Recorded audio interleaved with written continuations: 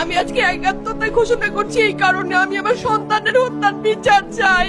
আমি বিচার চাই, আমি বিচার চাই। এই বিচার আপনাদের নিশ্চিত করতেই হবে। আমার সব সন্তানের কাছে আমার অনুরোধ, আপনারা আমার সন্তানের হত্যার বিচার করুন।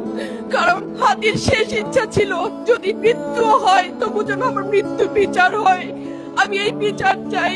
ইনসাফের বাংলাদেশ চাইলে যদি মৃত্যুবরণ করতে হয়, আর কত রক্ত দেবে আমাদের সন্তানেরা?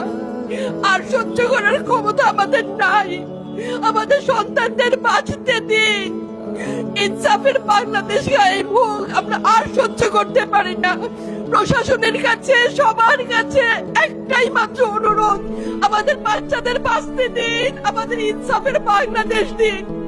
কথা বলার শক্তি আমার নাই, আমার চোখ ভরে আসছে। আমি সহ্য করার শক্তি আমাদের নাই। আমাদের বাচ্চাদের বাঁচতে দিন। প্রশাসন সজাগ হবে কবে?